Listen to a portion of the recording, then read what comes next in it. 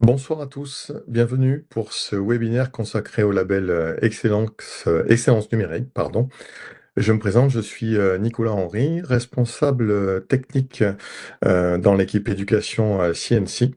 Pour vous présenter rapidement l'entreprise, nous sommes une entreprise implantée sur 7 pays en Europe, revendeur numéro un sur l'Europe, avec des spécialités dans le domaine de l'entreprise, avec des équipes B2B, et aussi une spécialité dans le domaine de l'éducation. Et c'est la raison pour laquelle nous sommes là ce soir pour vous parler de ce domaine. Alors ce soir, je suis en présence de plusieurs personnes. Je vais présenter d'abord Élodie Tedena. Élodie, est-ce que tu nous entends? Oui, bonsoir. Alors Élodie, tu es professeure d'histoire-géographie, mais tu es aussi référente numérique dans un établissement qui est labellisé par l'excellence numérique. Oui, tout à fait. Ce soir, j'interviens en tant que témoin un petit peu de cette labellisation, tout à fait. Nous sommes aussi en présence de Stéphane Calvo. Est-ce que Stéphane nous entend? Le Eh voilà, oui, le voilà. voilà, je suis là. Bonjour Nicolas. Bonsoir. Bonsoir Bonsoir à Stéphane. tous. Donc Stéphane est directeur coordinateur de l'ensemble scolaire Saint-Pierre de la Mer. Et vous êtes, et tu es, puisqu'on se tutoie, pardon, et aussi pilote du label Excellence numérique. Tout à fait. Merci de me donner l'occasion voilà, de venir vous présenter cette belle initiative voilà, qui est née dans notre diocèse et qui aujourd'hui rayonne un peu partout en France. Merci à vous. Bon, merci d'avoir répondu à l'invitation. Alors oui, il y a deux personnes supplémentaires que vous ne voyez pas, mes collègues Émilie et Pauline, qui sont pas visibles à la caméra, mais qui sont dans le chat, entre guillemets, dans le chat. Elles attendent vos questions, donc n'hésitez pas à réagir dans le chat et nous solliciter si vous voulez. Alors c'est interactif, hein, c'est pas juste une présentation. Donc vous pouvez poser vos questions et nous les transmettrons et nous tenterons d'y répondre directement pendant ce webinaire. Alors, Stéphane, est-ce que vous pouvez nous parler un peu de ton rôle? Est-ce que tu peux nous parler de ton rôle au sein de l'ensemble scolaire Saint-Pierre-de-la-Mer? Alors, moi, je suis un chef d'établissement un peu multicasquette, mais comme tous mes collègues, hein, puisque effectivement, Saint-Pierre, c'est un ensemble scolaire avec une école, un collège, un lycée. Comme tu l'as dit, Nicolas, je coordonne l'ensemble de cet établissement. Alors après, c'est vrai que la culture chez nous fait que les cadres enseignent encore. Donc, je suis aussi professeur de sciences physiques en classe de terminale, voilà, sur le lycée, dans le cadre des spécialités. Donc, j'ai vraiment la main, voilà, les mains, on va dire, en plein dans la pédagogie à tous les niveaux au niveau de l'établissement. Et effectivement, de cette expérience que l'on a sur Saint-Pierre, qui est un établissement numérique reconnu aujourd'hui, en tout cas, même nationalement, pour la qualité de son projet numérique au service des familles, eh bien, est née en fait l'idée de devoir, enfin, de pouvoir créer des outils pour accompagner les autres établissements qui auraient les mêmes envies, les mêmes projets. Et donc, c'est comme ça qu'est né effectivement le projet du label Excellence numérique, qui n'est qu'un outil, bien évidemment. Et j'ai la chance de piloter, de coordonner en fait ce label. Oui, parce que tu es très impliqué dans ce label, quoi. Oui, ah oui, oui, totalement, oui. Il est né à Saint-Pierre et aujourd'hui il est devenu effectivement interdiocésain dans un premier temps et maintenant il est ouvert effectivement à tout le pays. Voilà. D'accord, très bien, mais merci beaucoup. Élodie, je ne te vois pas à la Oui, caméra, mais oui. tu es Ah, toujours là, oui. oui, non, je suis toujours là, Est-ce que effectivement. Je tu, coupe le est-ce que son tu peux juste pour nous... pas parasiter D'accord, oui. si c'était le Est-ce cas, que, quoi. tu peux nous parler brièvement de tes missions? Oui, alors moi, ben, c'est vrai que je suis aussi tous les jours au contact des jeunes en tant que prof d'histoire-géographie et de MC. Et puis, ben, je suis responsable numérique d'un projet One-to-One qui s'est monté depuis 2016 exactement. Donc, on approche de nos 8 ans là. Et c'est vrai que ben, on a déployé des iPads au service de nos jeunes. Ils sont équipés en individuel. Et puis, on a cherché au bout d'un moment, une fois que le projet était bien installé, à faire reconnaître notre expertise et notre expérience. Et on n'avait pas grand-chose. On n'avait pas grand-chose quand on a voulu le faire. Et donc, quand il y a 2 ans, l'équipe de Saint-Pierre a monté ce label, ça nous a beaucoup intéressés. Et donc, ben, j'en parlerai un petit peu par la suite, mais voilà un petit peu comment j'en suis venue à découvrir le label Excellence numérique. Voilà. Bon, justement, le label Excellence numérique, je vais redonner la parole à Stéphane. Pourquoi le label Excellence numérique a été créé? Quelle est la genèse de la création de ce label?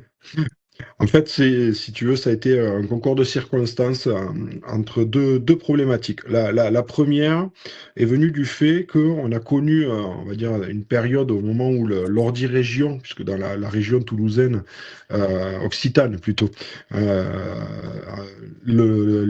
région équipait les lycées d'un ordinateur portable, le fameux ordi de la région. Et lorsque cet ordi n'a plus été, entre guillemets, gratuit pour les établissements privés, c'est vrai qu'il y a eu, on va dire, une course à l'armement, hein, je pense que Elodie a dû le ressentir aussi, de tous les collègues qui ont choisi effectivement d'équiper en masse, on va dire, de mettre des outils, hein, voilà, numériques à disposition des équipes dans les établissements. Et en fait, ce déploiement très rapide des outils a fait que d'un établissement à l'autre, les résultats étaient totalement différents. Et certains établissements qui s'étaient outillés, alors que ce soit effectivement avec des ordinateurs ou avec des iPads, comme chez Elodie ou chez moi, eh bien effectivement, le résultat pédagogique, la plus-value pédagogique n'était pas forcément apparente. Et même à certains endroits, c'était un peu contradictoire.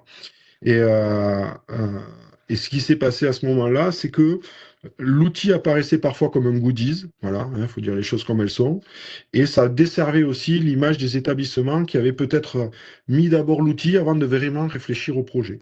Et donc, ma directrice diocésaine est venue me rencontrer en me disant, écoute Stéphane, on sait que sur Saint-Pierre, avec l'équipe, vous jouez un peu les pompiers, c'est-à-dire vous allez aider les collègues qui vous demandent, entre guillemets, pourquoi chez vous ça marche et chez eux ça marche moins bien.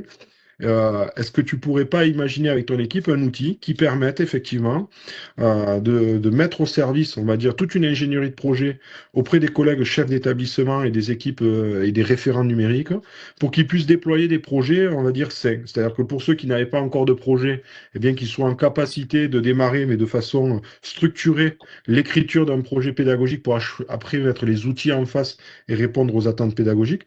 Pour les établissements qui, par contre, sont un peu en galère parce que voilà, ils ont les outils mais savent plus trop comment faire pour les utiliser et avoir des résultats pédagogiques à les élèves. Eh bien, reprendre les choses sainement, faire une relecture entre guillemets du projet, hein, je parle toujours du projet, il n'y a pas des outils, et ensuite ben, redémarrer effectivement peut-être un déploiement et une mise en place effectivement d'une nouvelle pédagogie.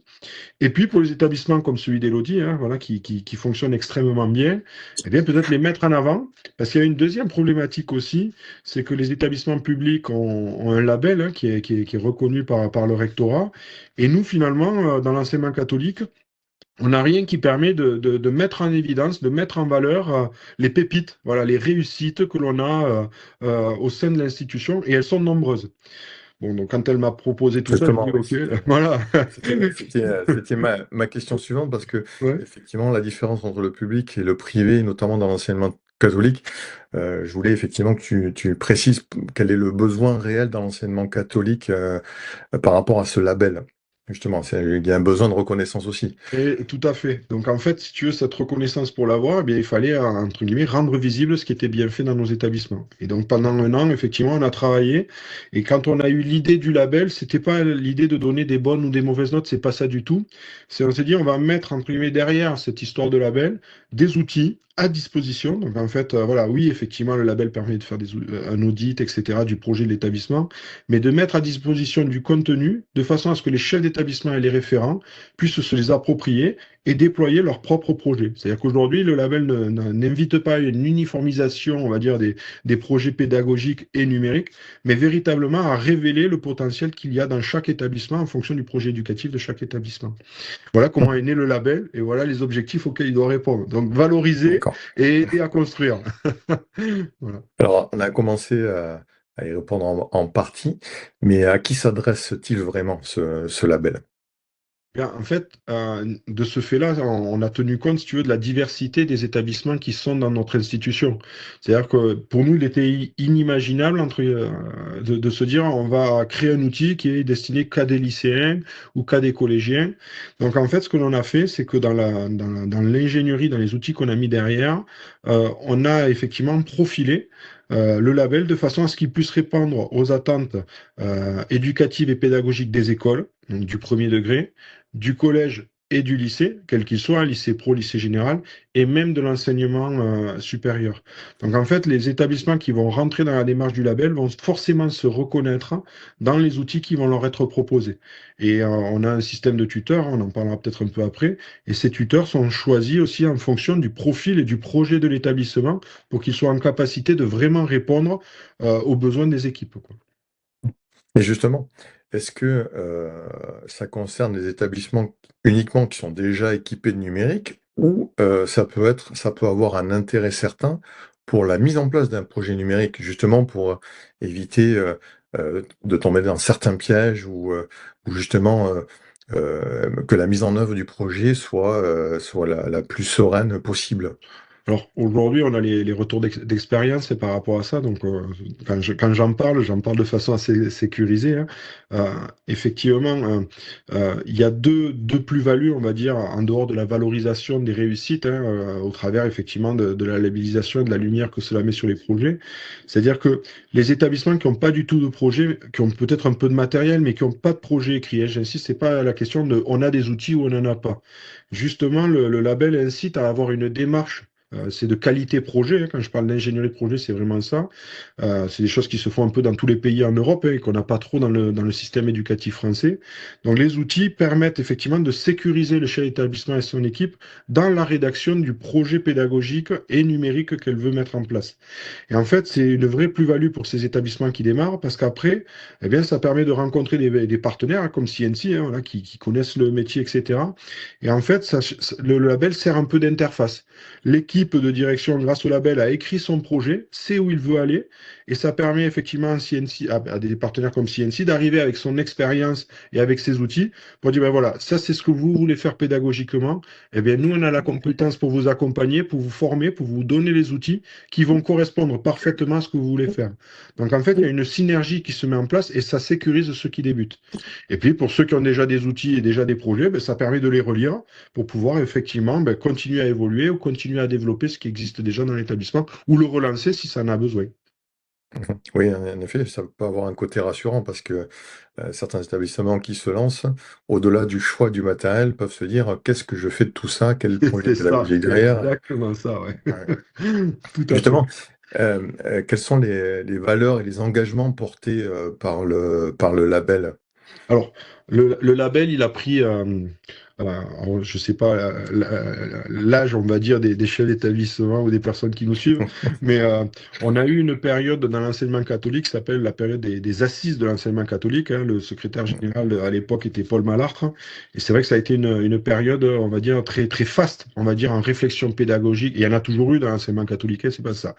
Mais c'est vrai que le label puise un peu son essence là-dedans et dans les valeurs des assises de l'enseignement catholique à l'époque, qui sont les valeurs de l'enseignement catholique, hein, soyons clairs. C'est un label qui est solidaire, c'est-à-dire que l'idée derrière ce label, c'est pas une usine à gaz, voilà, pour faire de l'argent ou quoi que ce soit. C'est vraiment un outil qui a été profilé avec les valeurs de l'enseignement catholique, avec cette idée solidaire de partage, voilà, hein, de communion, j'ai envie de dire. Aujourd'hui, les établissements qui font partie du label, on parle même d'une communauté des établissements labellisés Excellence numérique, parce qu'effectivement, on se nourrit, entre guillemets, chacun des uns des autres et de l'expérience que l'on a. Et on est vraiment dans les valeurs de l'enseignement catholique, parce que même la pastorale, entre guillemets, est inclus dans les secteurs, on va dire, d'évaluation du label et porte effectivement le sens du label. On a deux évêques qui suivent l'initiative et qui suivent de près parce qu'on veut que ça reste, entre guillemets, d'un point de vue éthique et d'un point de vue institutionnel, dans le cadre de ce que l'enseignement catholique propose aux établissements. D'accord. Maintenant, ce que je propose, c'est qu'on détaille un petit peu le processus de labellisation. D'ailleurs, on le voit à l'écran, par rapport à ce qui est affiché. Mhm. Comment, comment se déroulent les différentes étapes dans ce processus de labellisation? Alors, c'est un label qui a été pensé pour les chefs d'établissement et pour les référents. Donc, l'idée, c'est de ne pas perdre de temps.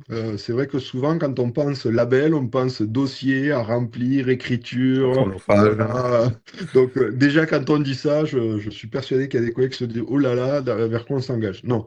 Nous, quand on a créé le label, déjà, il fallait avoir des résultats très rapides, voilà, pour pouvoir aider les collègues qui rentraient dans ce processus. Donc, ce qu'on a fait, c'est qu'on a simplifié totalement toutes les procédures, de façon à ce que les chefs d'établissement ou les référents qui portent les projets ne perdent pas de temps et puissent avoir des outils très rapidement. Donc, en fait, quand on veut s'inscrire dans un label, c'est juste un mail à envoyer en disant, voilà, je souhaite inscrire mon établissement. Hein, donc, c'est le référent ou le chef d'établissement qui le fait. Et on rentre dans un premier niveau d'intention, on est déjà labellisé. C'est-à-dire qu'en fait, on a déjà cette intention bien, voilà, heureuse de se dire, on Oui, va il y a une déployer un démarche projet, active. etc. Ouais. Donc, on rentre dans un niveau d'intention, le niveau 1. On a un tuteur, mais peut-être Elodie en parlera, voilà, qui se connecte en fonction de ce que l'établissement veut faire. On reçoit des livrets d'accompagnement. Et en fait, il va y avoir un travail dans un premier temps d'audit, ou dans lequel on n'écrit rien, puisqu'on a créé un logiciel en fait qui permet de récupérer au travers d'une visio toutes les réponses que va faire le chef d'établissement ou va faire le référent. Et à partir de là, on a une cartographie, je ne dis pas des outils, mais du projet de l'établissement. Et à partir de cette cartographie, une discussion va s'engager entre le tuteur et le chef d'établissement pour décider d'un niveau de labellisation qui va correspondre, on va dire, à ce que souhaite, entre guillemets, le chef d'établissement ou l'équipe référente en termes de déploiement de projet. Donc les niveaux 2, 3 sont des niveaux de construction, c'est-à-dire pour accompagner les établissements qui ont voilà, une démarche à construire. Et le niveau 4 et le niveau premium sont des niveaux de valorisation. On parlera peut-être de la différence entre ces deux niveaux, mais qui permettent de mettre en valeur effectivement les réussites de l'établissement. Est-ce que justement le niveau premium, le niveau Mhm. 5, est un objectif pour tous les établissements ou on peut rester en fonction du projet sur un niveau Ouais. intermédiaire? Alors, ce qui s'est passé, c'est que la première année, ce niveau premium n'existait pas. Voilà. Et on l'a créé un peu pour Elodie, on va dire, voilà, pour son établissement. Bon, pas que pour elle, mais c'est vrai que ça a été un des 3 premiers établissements à être labellisé premium, hein, au vu de la qualité de son projet. En fait, il n'y a pas d'obligation de dépasser le niveau dans lequel on se situe. Ça, c'est vraiment l'équipe qui choisit, effectivement. À partir du niveau 4, le niveau 4 permet d'attester que le fonctionnement du numérique dans l'établissement est sain et il est bien au service de la pédagogie. Donc là, on rassure, entre guillemets, la communauté éducative sur la plus-value du projet porté dans l'établissement avec les outils qui ont été choisis. Le niveau 5, on l'a mis en place pour valoriser ce qu'on appelle les pépites, quelque part de l'institution de l'enseignement catholique. On s'est rendu compte la première année qu'il y avait des établissements qui faisaient des choses totalement innovantes, qu'on ne voit pas à tous les coins de rue, qu'on ne voit pas dans tous les établissements. Et on s'est dit, c'est dommage que ces initiatives ne viennent pas irradier les autres et qu'elles ne servent pas, entre guillemets, de moteur à d'autres établissements qui auraient peut-être besoin du même projet, mais qui n'ont même pas eu l'idée que ça puisse exister ou qui n'ont jamais osé, entre guillemets, se lancer dans de tels projets. Et pour aller encore plus loin dans la crédibilité du label, on s'est dit, il faut donner une caution, entre guillemets, intellectuelle à notre label. C'est-à-dire qu'en fait, aujourd'hui, quand on prend le label du public, c'est le rectorat qui labellise ses propres établissements. Bon, pourquoi pas, on fait confiance au rectorat pour bien faire son travail, bien évidemment. Mais nous, il fallait que ce ne soit pas l'enseignement catholique qui valorise ses propres établissements. Donc, on a un partenariat aujourd'hui avec l'école 42, puisqu'on a la chance dans le bassin de Perpignan d'avoir une école 42, hein, qui aujourd'hui, entre guillemets, accrédite la démarche qualité-projet voilà, du label.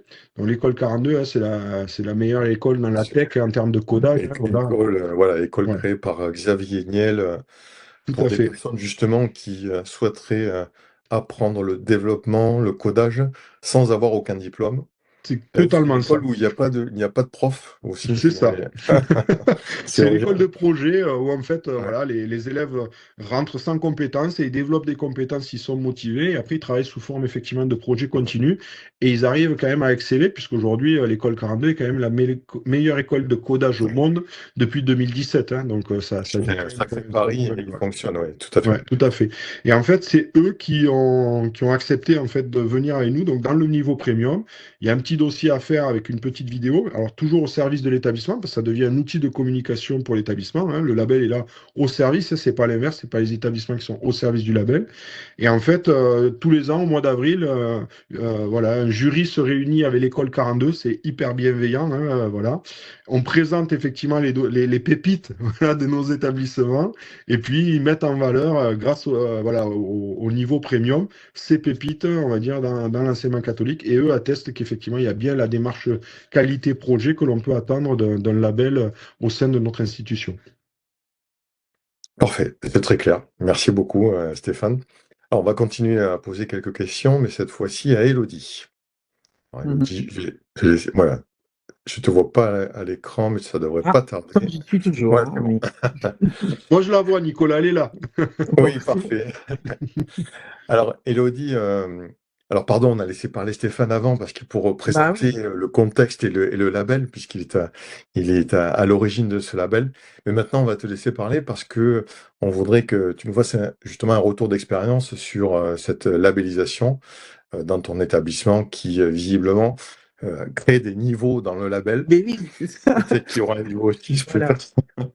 Bon, c'est vrai que mon Donc, établissement est-ce a que la chance d'avoir des projets un peu innovants, comme celui de la ruche connectée, qui a vraiment fait sensation auprès de l'équipe du label, parce que c'est vrai qu'on est pensé à avoir des abeilles qui sont en plus avec une ruche connectée qui est suivie sur les iPads.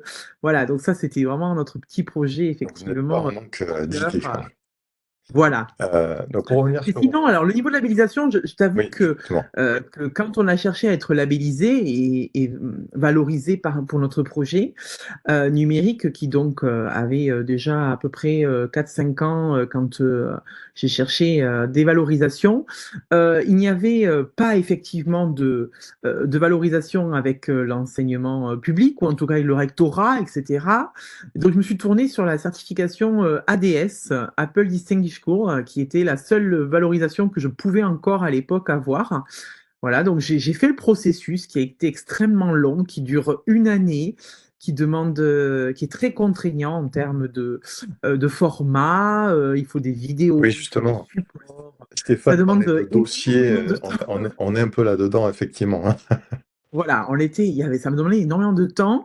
Donc, quand j'ai découvert le projet de Stéphane et son équipe, bah, j'étais forcément intéressée parce que déjà, il y avait un vrai socle bah, de l'enseignement catholique, qui sont les valeurs qu'on partage au sein de l'établissement dans lequel je suis, hein, qui est à Toulouse et qui est d'enseignement privé également, catholique. Donc déjà, ça plaisait plus parce que c'est vrai que bon, ADS, c'est une formidable reconnaissance et on est très content, mais ça reste une entreprise, Apple, qui n'a pas forcément les mêmes socles de valeurs que celles qu'on veut partager au quotidien avec nos jeunes, former C'est un communauté, label etc. mondial, C'est effectivement, complémentaire.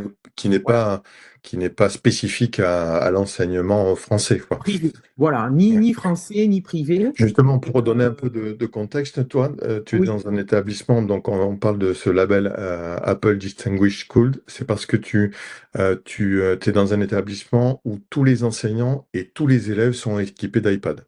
c'est ça. Oui, c'est la On appelle condition première. dans le jargon un one-to-one. C'est ça, c'est la condition première pour entrer dans ce label, de toute façon.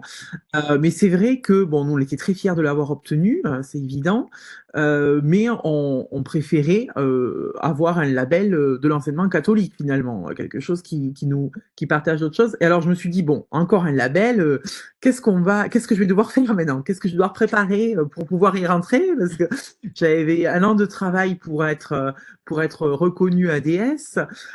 Et là, j'ai découvert la simplicité du processus. Voilà, moi, c'est ce qui m'a accroché de suite. J'ai dit à Stéphane, bravo à ton équipe, vous avez conçu un outil facile. Voilà. C'est vrai que le référent numérique, le directeur, il n'a pas forcément envie de s'investir pendant une année des heures et des heures sur un projet de labellisation. Or là, on est sur quelque chose de simple. Voilà, on a un tuteur qui nous est assigné. Ce tuteur, on fait un audit qui dure à peu près 1 heure et quart, voilà. Et puis en 1 heure et quart, on a le résultat. Voilà. Donc, enfin, en tout cas, on a fait l'audit, la machine travaille et puis on nous donne un résultat. Donc au final, bon, nous, on était déjà à ce niveau, hein, 4 plus, on va dire, puisqu'on avait ADS en plus. Donc, c'est vrai qu'on savait qu'on n'était pas non plus dans les premiers niveaux. Mais l'objectif, c'était de faire valider notre niveau, au moins numéro 4 à l'époque. Voilà.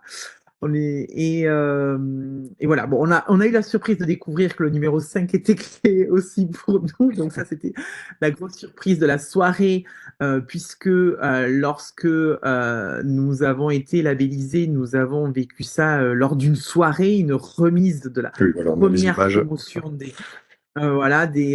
des diplômes.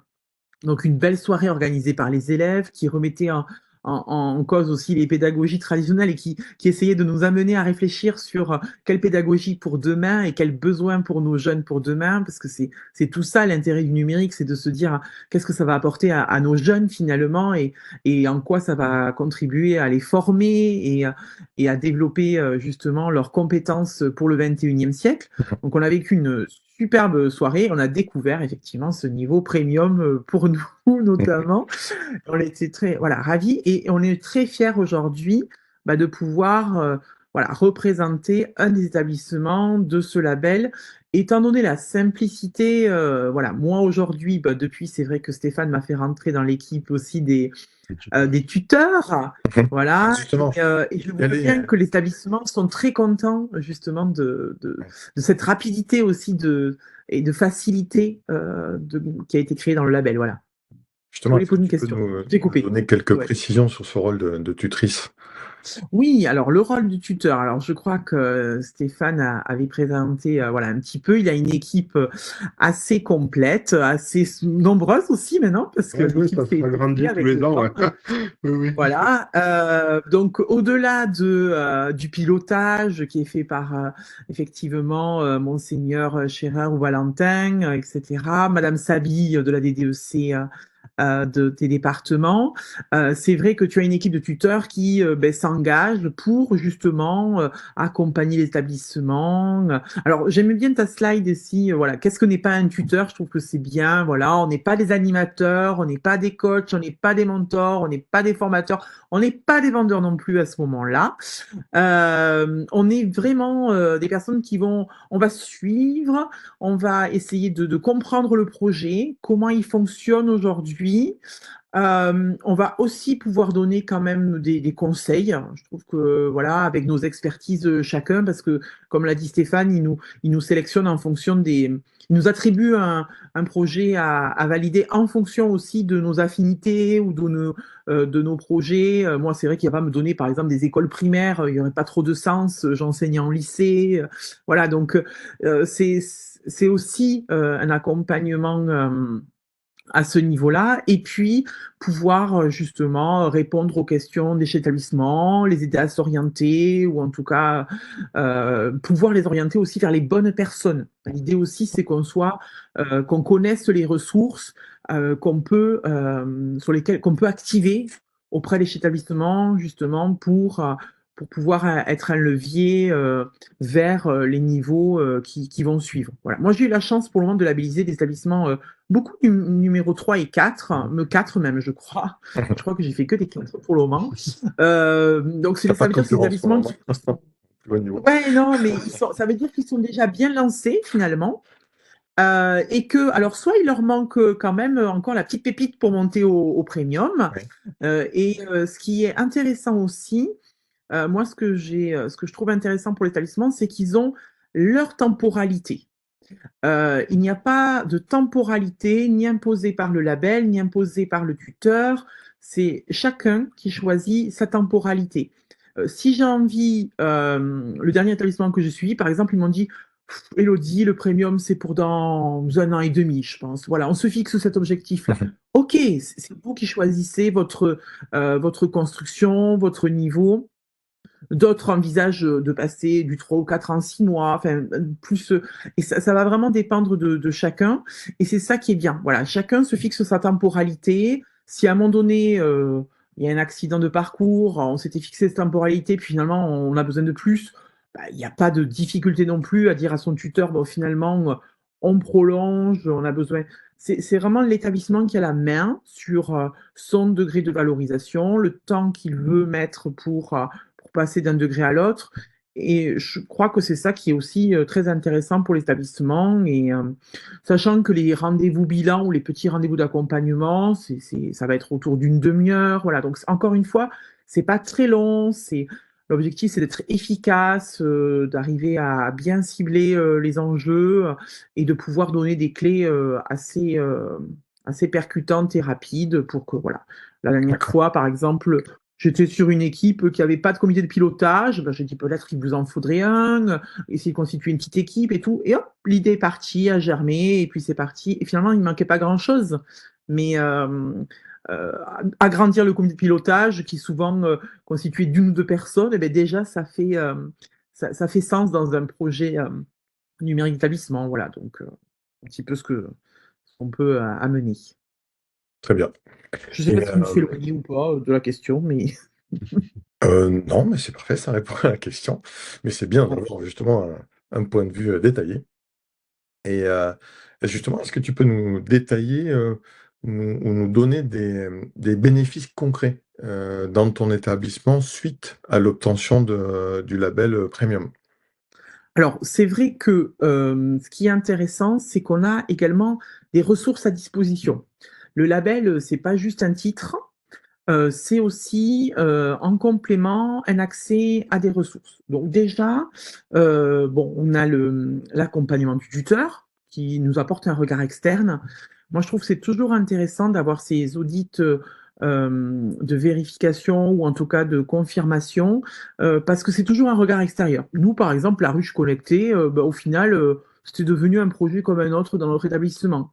Et le tuteur nous a dit, mais c'est incroyable votre projet, j'en ai jamais entendu parler, c'est fou, hein. Et en fait, on a pris un recul, tu vois, sur notre projet, parce que nous, on fait des petits projets tous les jours, des projets Erasmus, des projets ceci, des projets cela, et on voit plus la valeur de notre établissement.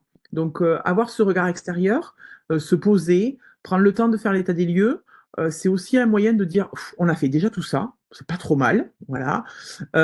Et puis de se dire, bah, ah oui, c'est valorisé ça en fait, on n'avait pas conscience que ça pouvait l'être. Donc je trouve ça c'est hyper intéressant. Après, on a le livret d'accompagnement, donc à chaque niveau, on a un livret qui nous aide à comprendre bah, quel niveau on est, comment on va pouvoir passer au niveau supérieur, quels sont les axes.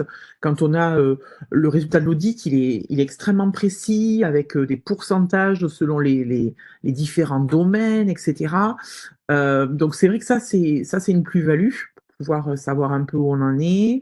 On a aussi une appli BiblioApps, voilà, que nous met à disposition le label avec vraiment la découverte de nouveaux champs pédagogiques possibles pour les enseignants qui peuvent se connecter dessus, voir si ils découvrent des applis en fonction soit d'affinité par matière, soit je cherche des applications, par exemple, pour des élèves à besoins particuliers, etc. Donc ça aussi, c'est mis à disposition par le label. Donc ça, c'est toujours un plus aussi. Moi, mes équipes ont bien apprécié le découvrir.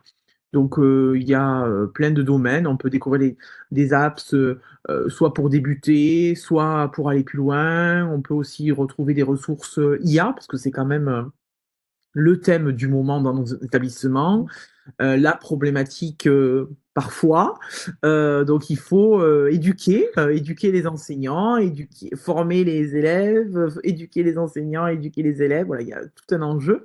Donc, ça, c'est vraiment sympa. Et puis, pour mon établissement, je crois que aussi bah, la participation à la cérémonie ou aux assises prochainement, ça nous permet aussi d'échanger avec d'autres établissements, de s'inspirer. Et ça, j'aime bien voilà, l'idée du réseau et de pouvoir picorer. Ah, tiens, on a un problème avec Pix en ce moment. Est-ce qu'il y en a un d'entre vous qui a trouvé la solution? Voilà. C'est tout bête, mais ça crée quelque chose. On se sent moins seul dans le réseau des établissements. Donc, ça aussi, c'est une plus-value. Après, je peux pas dire, j'arrive pas à avoir le marqueur au niveau des familles, mais bon, le label est affiché sur notre site, il est affiché à l'entrée de l'établissement. Quand on en parle, les gens disent, ah ouais. Enfin, on sent qu'ils se disent, oh, c'est du costaud, on n'est pas arrivé n'importe où. Voilà, ça a été pensé, réfléchi. Bon, je ne sais pas quel poids ça a du tout, hein, je ne me rends pas compte Oui, c'est dans une difficile à institution. quantifier Voilà, exactement, mais ça a de exactement. Je pense l'impact, que quoi. Mais je pense que ça en a un parmi d'autres, quoi. C'est peut-être un effet boule de neige sur d'autres choses. Voilà. En tout cas, c'est sûr que on n'a pas de problème de recrutement depuis qu'on a lancé le projet numérique. Voilà. Donc, euh, donc, est-ce Bon, que c'est c'est déjà lié une que bonne chose. ça ou pas? Non, je ne vais pas m'attribuer la. Mais en tout cas, ça fait partie C'est un un peu des des éléments qui en fait réussites. partie, ouais. Voilà, ça fait partie des éléments et être reconnu pour son excellence, bah, c'est toujours valorisant. Et je pense que même si on n'est pas encore à ce niveau-là d'excellence, c'est quand même toujours intéressant de rentrer dans une démarche où on va progresser, se donner des objectifs aussi. Voilà, on est dans un monde numérique, donc ça fait partie des axes forts dans tous les cas d'un établissement scolaire. Est-ce Peu importe. qu'ils peuvent vous différencier effectivement par rapport à d'autres établissements sur un même secteur qui auraient aussi d'autres projets mais moins reconnus et avancés quoi, dans la Oui, oui, réflexion? surtout bah, dans notre région où la région a distribué à gogo des ordinateurs non Oui. contrôlés et sans véritable Oui, projet. comme le disait Stéphane en Voilà. introduction, ouais, effectivement, Et ils c'est ont tendance à vraiment. prendre un peu la poussière sur une étagère, quoi. Oui, et puis à un peu discréditer finalement le numérique à l'école aussi. Oui, Et, ça, avoir c'est l'effet c'est inverse. assez compliqué à Ouais. retourner en fait la situation parce que finalement, ben, ça donne des mauvaises a priori sur ce qu'on peut en faire. Or, quand c'est cadré, bien organisé, ben, il n'y a pas de difficulté ni pour les élèves, etc. Donc, c'est vrai que ça discrédite un peu. Voilà. Donc là, ça revalorise et finalement, bah, c'est pas plus mal. Voilà. Je vais me retourner vers Stéphane à nouveau. Justement, quel est ton point de vue et ce que tu as pu observer comme évolution significative en tant que pilote dans les établissements qui sont labellisés? Alors, alors moi, je suis pas dans les établissements des collègues, mais on se nourrit Ouais. vraiment des retours. Là, Elodie vient de présenter quelques outils voilà, qu'on met à disposition dans le cadre du label. Ça fait plusieurs années maintenant, enfin ça fait 2 ans hein, qu'on déploie des outils en fonction de ce que les collègues nous font comme retour.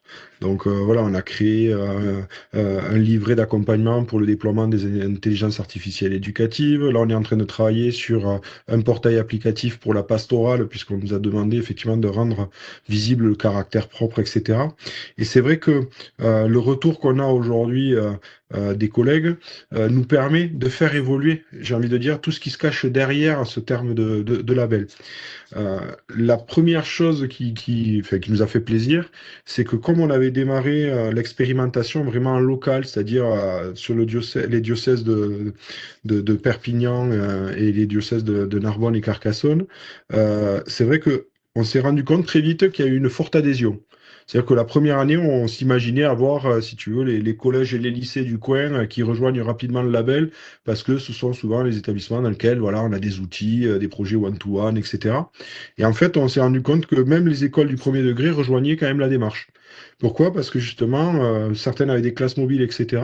Mais disaient, on a des outils, mais on ne sait pas trop quoi en faire. On aimerait donner du sens. Et en fait, ça a extrêmement bien marché. On a eu des résultats parce qu'on a des écoles qui n'avaient pas du tout de projet, qui les ont écrits très rapidement. Donc, c'est ce que disait Elodie, elles se sont mis au boulot. 3, 4 mois après, le projet était écrit et il n'y avait plus qu'à trouver, entre guillemets, les outils et les finances, grosso modo, pour déployer le projet. On a eu énormément de succès sur les établissements qui étaient en difficulté. C'est-à-dire qu'il y avait des outils, on avait des gros établissements qui étaient très équipés, mais qui pédagogiquement n'avaient pas, entre guillemets, la plus-value que les outils auraient dû apporter au vu de l'investissement et des équipes et matériel, hein, parce que voilà, les OGEC aussi, il y a une question de finance derrière tout ça pour eux. Et donc là aussi, on a eu des résultats. C'est-à-dire que les collègues chez l'établissement nous ont dit c'est génial. Ça a permis de complètement redynamiser quelque chose qui s'était un peu endormi chez nous. Et on ne voyait que les travers du numérique. Et là, en réécrivant le projet grâce au label, on s'est rendu compte qu'il y avait plein de choses qu'on faisait et on ne savait pas trop où aller. Et là, ça nous a donné entre guillemets des pistes pour pouvoir des objectifs à atteindre pour pouvoir développer les projets. Et puis après, il y a ceux qui n'étaient pas reconnus qui se sont fait reconnaître. Et en fait, aujourd'hui, on a 150 établissements, hein, donc c'est-à-dire que la première année, on était une vingtaine. L'année dernière, on était monté à 60 et quelques établissements.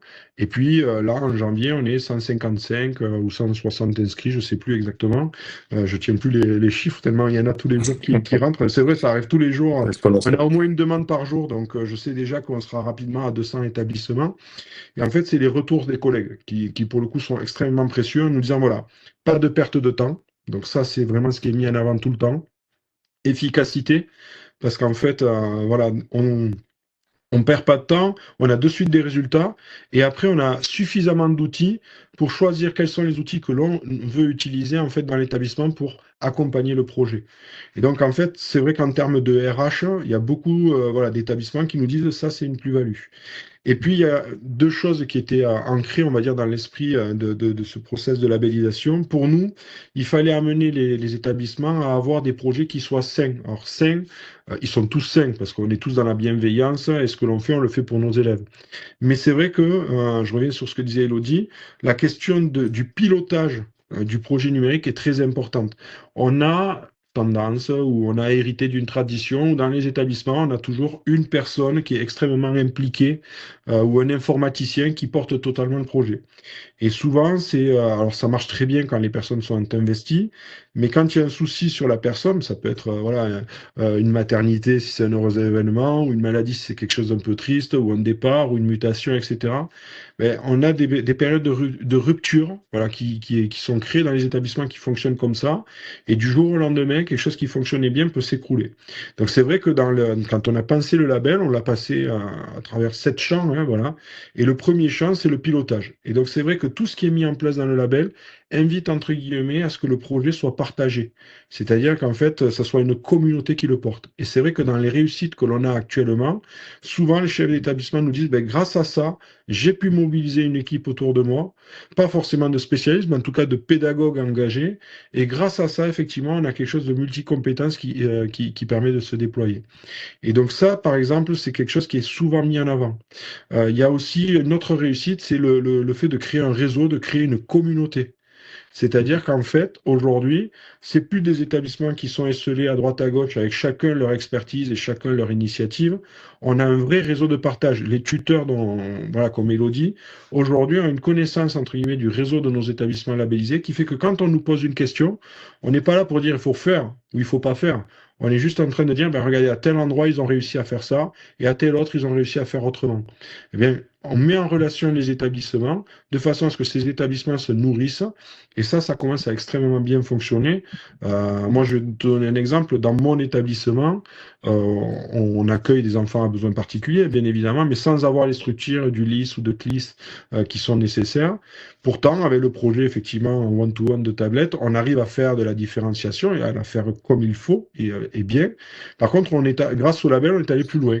Pourquoi? Parce qu'on a un établissement du label qui porte une ConiClass depuis des années, voilà, qui est destiné à ces enfants à besoins particuliers au travers du numérique.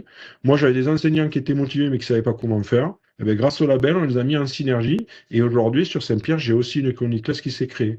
Et on a un établissement de Paris qui est rentré récemment, qui nous a dit, ben, moi, ça serait un projet de ce type-là. Ben, le tuteur, il va pas dire petit A, il faut faire ça, petit B, il faut faire ça, c'est pas ça. Ils ont fait l'audit. Et en fait, si tu veux, ils se sont mis en relation et ils ont mis les établissements en relation. Et c'est comme ça que le projet va naître aussi à un autre endroit. Donc, les réussites du label, ben, c'est tout ça, en fait. C'est cette communauté finalement vivante qui permet à chaque chef d'établissement de se nourrir, de créer des équipes de pilotage, parce que moi, je crois vraiment au partage des compétences et à la mutualisation des compétences, qui fait qu'aujourd'hui, on est en train de créer des projets qui vont être pérennes dans le temps. Voilà, ça c'est important, et qui répondent aux valeurs de notre institution. Ouais. Oui, Parfait, moi merci beaucoup. je rajouterais en tant que aussi tutrice là, un peu, je trouve que l'établissement s'interroge aussi sur le pilier 5 et 7. Tu vois, souvent l'environnement, les usages, le RGPD, la sécurité, tout ça, c'est vrai que c'est pas les choses sur lesquelles ils sont les plus à l'aise. Et ça les amène aussi à s'interroger sur ces piliers-là et à se dire ah ouais, il faut qu'on essaie d'avancer un peu sur ces questions-là aussi. Ça les oriente un peu, les sept domaines-là. C'est vrai que souvent, on pense facilement pédagogie. euh, voilà, et la structuration technique, etc. ça les aide aussi à se poser des questions, voilà, surtout. Mhm. Ouais. Alors, il nous reste un peu plus de 10 minutes. Je fais le gardien du temps pour pas dépasser l'heure de webinaire. Encore une fois, vous pouvez poser vos questions dans le chat si besoin. Alors, au mois de mai prochain, le 28, si je ne me trompe pas, aura lieu dans ton établissement, Stéphane, les assises de l'excellence numérique. Mhm. Alors, Je voulais savoir en quoi ça va consister. bon, alors Elodie a dit tout à l'heure, hein, voilà, qu'elle avait reçu son label lors de la première soirée.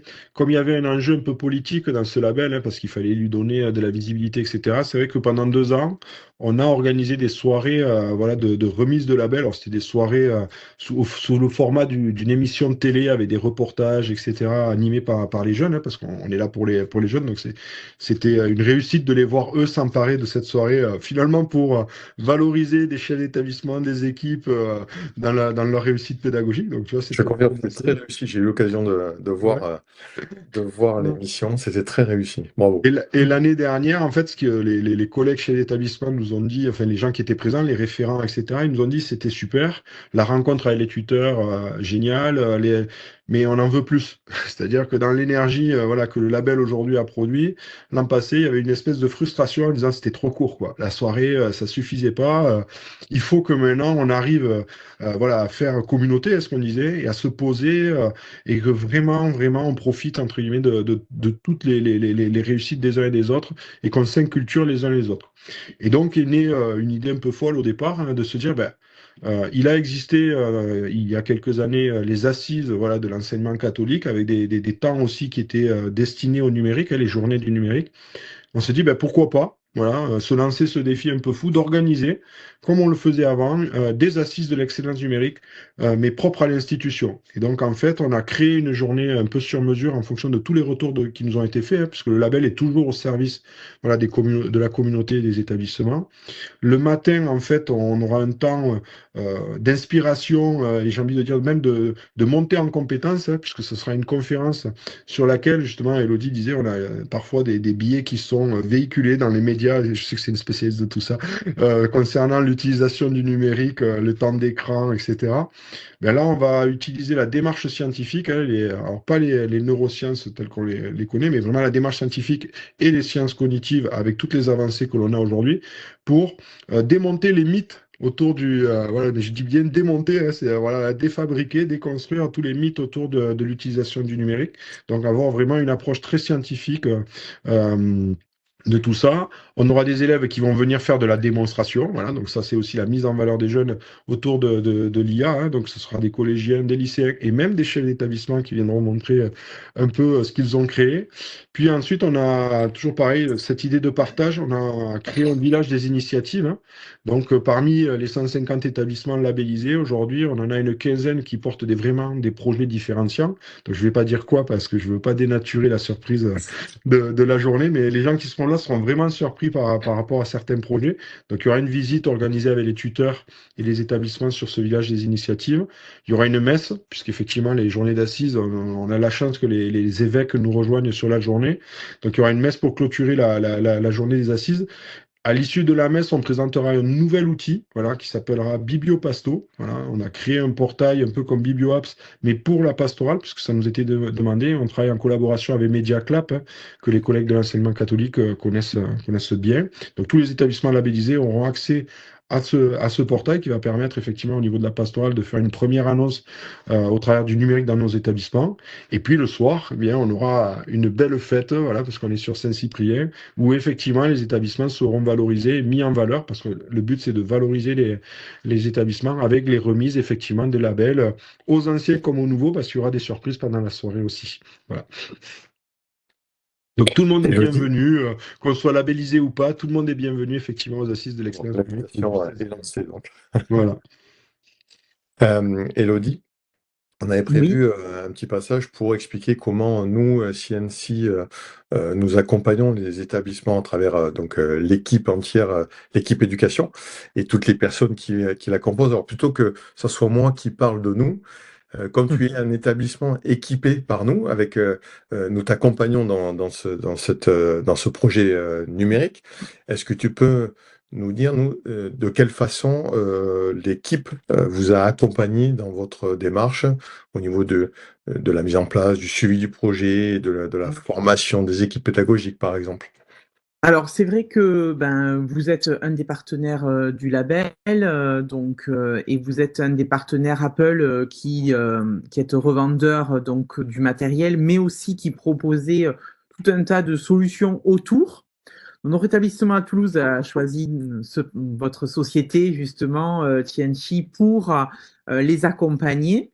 Alors nous, ce qu'on a vraiment apprécié dès le départ et ce pourquoi on a choisi cette société pour nous accompagner, c'était principalement l'aspect, le fait que vous ayez tout en un, en fait, en quelque sorte. Vous êtes capable de gérer aussi bien la technique, donc nous aider à la préparation des iPads avant qu'ils arrivent, etc., le déploiement, préparer toutes les restrictions, nous accompagner sur la partie technique. Donc ça, c'était très important. Et puis, bien sûr, la partie commerciale, nous vendre ces iPads, mais aussi et surtout former. Voilà, former l'équipe, contribuer à ce plan de formation, nous accompagner au quotidien pour monter en compétences. Parce que si on est arrivé à ce niveau maximal, c'est parce que pendant des années, pendant les 5 premières années, on a mis le paquet sur la formation. Ça a été le leitmotiv. De toute façon, il n'y a pas de secret, hein. Il faut accompagner. Si un prof, on lui dit, tu as un iPad pour travailler, il va dire, ah, c'est la panique, je ne sais pas faire. Les élèves savent mieux faire que moi, il est hors de question que je l'utilise. Donc vraiment, l'idée, ça a été de les rassurer, de leur montrer des usages, de les inspirer. Tout ça, ça a été possible grâce à l'équipe formation de Chichi qui nous a accompagnés, qui nous a proposé des formateurs qui étaient qualifiés pour les besoins qu'on avait, donc des besoins interdisciplinaires dans un premier temps, puis des besoins disciplinaires, puis après des choses hyper précises et pointues pour chaque collègue, un collègue qui voulait savoir faire ça, un collègue qui voulait savoir faire ça, et c'est comme ça qu'on est monté en compétences au fur et à mesure. Donc c'est vrai que voilà, moi je pense que les solutions CNC nous ont permis. Alors moi voilà, ce que j'ai aimé, c'est qu'il n'y ait pas de sous-traitants et que vous gériez tout en interne. Oui, en effet, ouais. Vous avez vos techniciens, vous avez votre PEDA, votre commerce, et L'équipe tout formation, ensemble. l'équipe On n'a commerciale, pas, l'équipe technique, oui, effectivement. voilà. Et puis on a On n'oublie des pas vrais l'équipe gens. back-office qui fait en sorte que les produits arrivent au bon moment à la Voilà, on a rentrée. des vrais gens. Si ça va pas, on a le droit d'appeler et de râler s'il y a besoin. Et on n'a pas des tickets à envoyer, à dire voilà tel problème, etc. Si et donc ça, voilà, je trouve que ça fluidifie les choses et ça aide vraiment le référent numérique à avancer sereinement parce que Oui, il se concentrer sur la pédagogie finalement, ouais. voilà, le champ est très large. C'est vrai que la pédagogie, c'est une grande part forcément de faire d'accompagner les enseignants vers l'évolution, vers le changement, vers les nouvelles pratiques. Ça fait peur dans un premier temps. Voilà. Et donc, c'est vrai que vous nous avez pas mal aidé dans voilà, la construction de cette formation, les idées, et puis et après, nous, en interne, on est monté en compétences aussi, et Oui, aussi. on a pu rayonner, voilà, à l'intérieur aussi. Bon, parfait. Merci pour cette réponse parce que c'était pas prévu dans le déroulé de notre webinaire. Justement, c'est volontaire pour pas que ça soit travaillé, que ça soit de la vraie vie. C'est sympa, merci Nico. Non, mais je savais que enfin, tu as toujours les bonnes réponses et j'ai Les confiance capacités en toi. d'adaptation aux réponses. Bon, merci beaucoup. Ça marche. Stéphane, alors une question que peut-être beaucoup vont se poser, est-ce qu'il y a un coût pour les établissements? Ah oui, alors sur le label, alors ce qu'il faut savoir, c'est qu'on ne fait pas d'argent avec le label, puisque comme je l'ai dit, on est vraiment dans le cadre institutionnel. On a été obligé, entre guillemets, de protéger, voilà, les outils du label. Donc c'est la première année, on avait zéro coût en fait sur le label, puisque c'était vraiment une démarche bénévole et vraiment de l'institution, hein, c'était vraiment au service. Et en fait, ce qui s'est produit, c'est que voilà, des gens ont essayé, on va dire, un peu de copier tout ce qui a été mis en place au vu de la réussite du label sur les établissements la première année. C'est ce que je te disais, Nicolas. On a eu énormément de surprises dans les bons retours retours et les bons résultats. Et donc, c'est là que le label est devenu institutionnel, c'est-à-dire qu'au départ, il était sur Saint-Pierre. On l'a déplacé dans le COIEC, donc c'est l'instance, on va dire, décisionnaire, si tu veux, de l'enseignement catholique en local, avec Madame Sabi, les évêques, etc.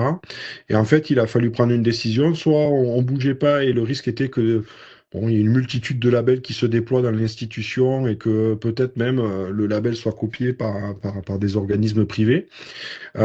Et donc, ce qui a été décidé par le COIEC, c'est de dire, ben voilà, ce qu'on va faire, c'est qu'on va protéger tout ça, toute l'ingénierie de projet, tout l'intellect qu'il y a derrière.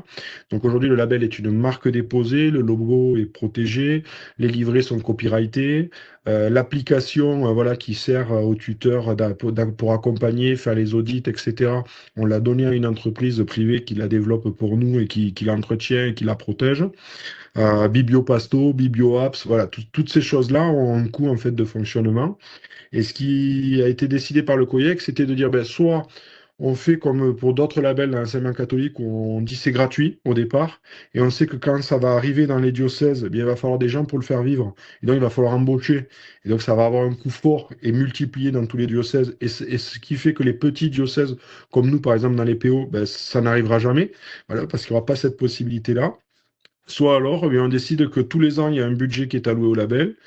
On le met tout en haut, voilà, de la pyramide. On divise pour mettre les coûts au plus bas, juste pour que le diocèse ne paye rien, que l'établissement ne paye rien, que les outils soient payés. Et en fait, ça fait un tarif de 0,7 euros par élève et par année, voilà, d'accompagnement par les tuteurs, ce qui représente vraiment pas grand-chose dans le budget de nos établissements. C'est symbolique, ça permet aussi que les établissements s'engagent et ça soit sérieux, parce que les tuteurs prennent beaucoup de temps pour eux quand même, hein, qu'on le veuille ou pas, hein, c'est du temps passé. Donc au moins on est sûr que les gens jouent le jeu jusqu'au bout. Et puis ça permet en faisant comme ça, bien d'avoir un établissement peut-être qui est tout seul dans un diocèse et qui a envie de se lancer, de pas attendre entre guillemets que tout le diocèse soit organisé, ou alors que même des diocèses prennent la décision de s'organiser en entier, parce qu'on a des diocèses dits solidaires, hein, qui ont décidé, voilà, il y a une décision diocésaine qui est prise en disant il faut que tout le monde rentre dans le process parce qu'il y a une TNE, parce qu'il y a un enjeu politique, parce que ben, pédagogiquement, maintenant, on se pose la question du numérique aujourd'hui. Et donc, effectivement, là, ben, c'est un directeur diocésain qui réunit, entre guillemets, ses chefs d'établissement et qui construit un projet au travers du label. Mais l'idée du label, voilà, c'est toujours pareil, ça doit rester un outil institutionnel. Personne ne deviendra riche avec ça, hein, soyons clairs. C'est un outil de son temps, de son époque, au service des établissements. Et même quand des établissements sont en très très grande difficulté, on les a jamais mis à la porte. Au contraire, il y a cette solidarité qui joue entre nous, qui fait que bah, si, entre guillemets, tout le monde, la grande majorité joue le jeu, on est en capacité d'aider des établissements qui sont vraiment en très très grande difficulté financière. Mais au vu de la tarification voilà, qui est posée, j'ai envie de dire n'importe qui. On n'a jamais eu un retour d'un collègue en disant mais je paye pour rien ou c'est quoi. C'est pas du tout l'esprit entre guillemets du label en lui-même et c'est très transparent puisqu'on présente en fait cette comptabilité aux institutions chaque année pour qu'ils se rendent bien compte ben, voilà qu'on n'est pas dans une démarche pour le coup Ça peut être commerciale ou lucratif. autre quoi. Ouais, complètement. Ouais. Ouais, totalement. Et, On est très à l'aise du coup avec ça. Voilà. ça se voit. Pour les établissements intéressés, quelles sont les premières actions à mettre en place pour démarrer la démarche de labellisation? Comment on te contacte? Qu'est-ce qu'il faut faire? On t'envoie un mail à toi? S'il y a Alors, beaucoup d'établissements, ça risque d'être compliqué. c'est Comment un ça peu se le passe? cas en ce moment, donc voilà, donc c'est parce qu'en fait, si tu veux, donc juste un mail hein, en disant salut Stéphane, voilà mon établissement est à tel endroit, je souhaite rentrer dans le label Excellence numérique, est-ce qu'on peut se contacter, voilà, et donc à ce moment-là, il y a un tuteur qui prend contact avec l'établissement et ça démarre, soit par vous CNC, hein, puisque vous êtes partenaire effectivement, vous Oui, êtes un partenaire historique du label, le et relais, donc oui. voilà, et donc c'est vrai que souvent avec des gens comme Émilie, Pauline, Fatima aussi, voilà, eh bien les gens les contactent et en fait elles me mettent directement en relation et puis nous on démarre le process derrière. L'idée, Ok. voilà, le label est partenaire hein, de toutes ces démarches et de CNC parce que effectivement on est complémentaires.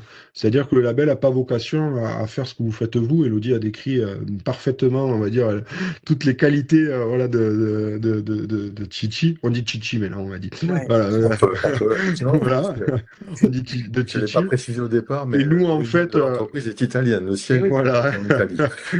Et nous, effectivement, notre idée, c'est avant. C'est-à-dire, on aide vraiment le chef d'établissement à se poser, à construire, entre guillemets, avec ses équipes, son projet pour qu'en fait, quand vous arrivez, ça facilite complètement les choses. Donc, souvent, on a des gens qui sont engagés avec vous, qui se disent, allez, on va rentrer dans le label. Et en fait, il y a une action complémentaire entre vous, partenaires, et nous de l'institution pour que le projet de l'établissement réponde vraiment aux attendus du chef d'établissement et des équipes. Ouais, donc, un simple mail suffit. Ouais. Voilà. Est-ce que, alors là, on est au mois de mars, et l'année est bien entamée.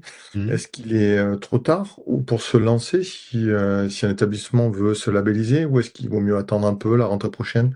Alors en Quel est fait, le bon timing? Elodie l'a dit, le timing est imposé à personne. Donc c'est-à-dire qu'en fait, la rencontre, il faut la faire. Alors souvent, il faut la faire avant la fin de l'année scolaire pour ceux qui veulent démarrer, entre guillemets, un projet ou un process en début d'année scolaire, parce que ça permet déjà de lever tout un tas de choses, de faire un audit et d'avoir des billes pour démarrer l'année qui suit.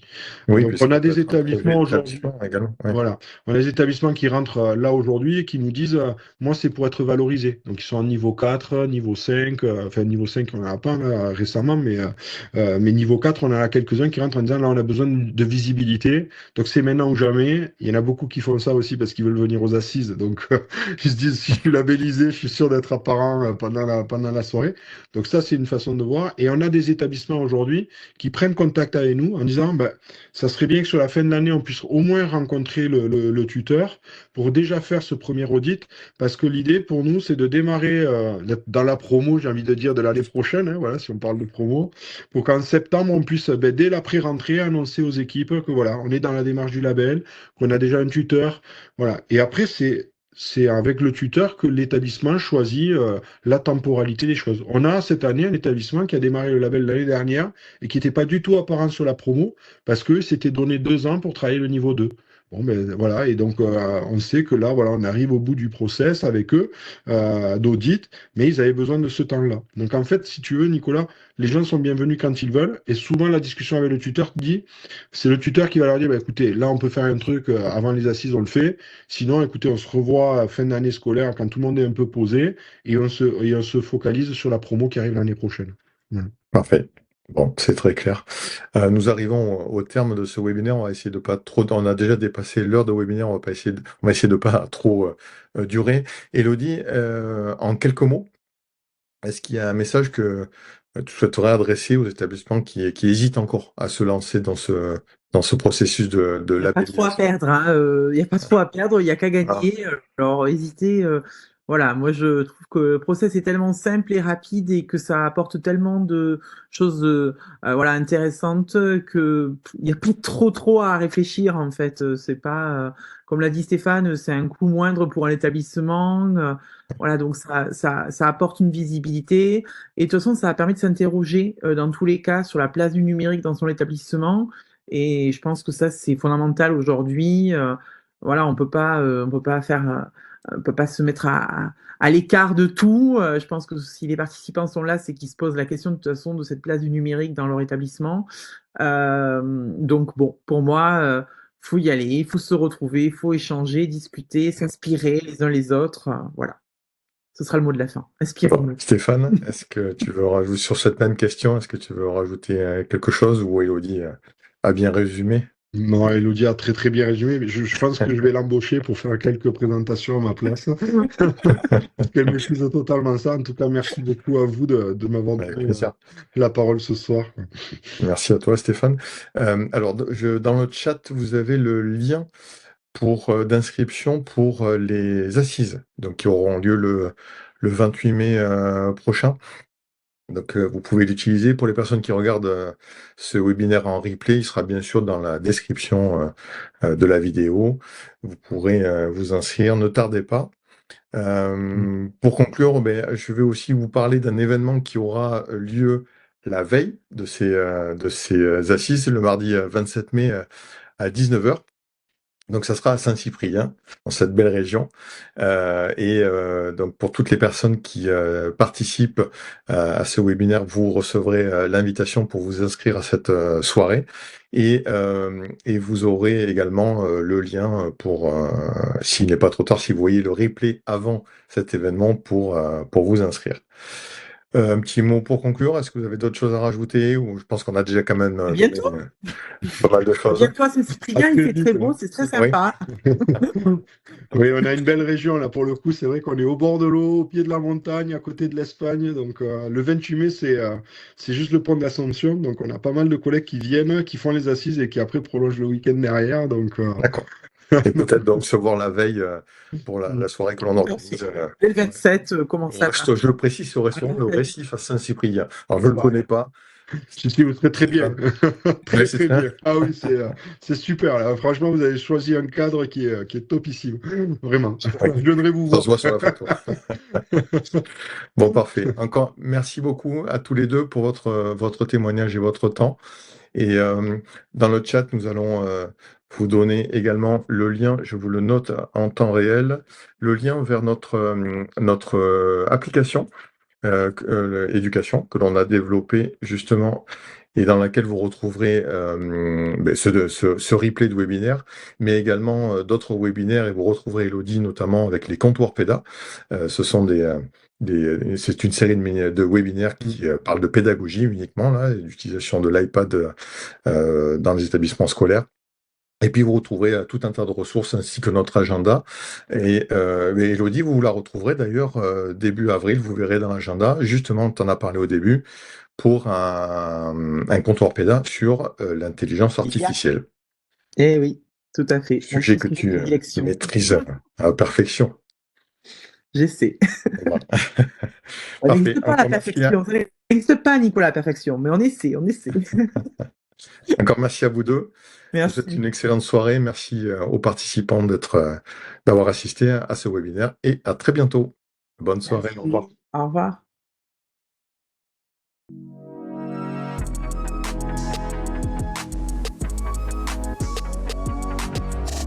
TNC, People Around Technology.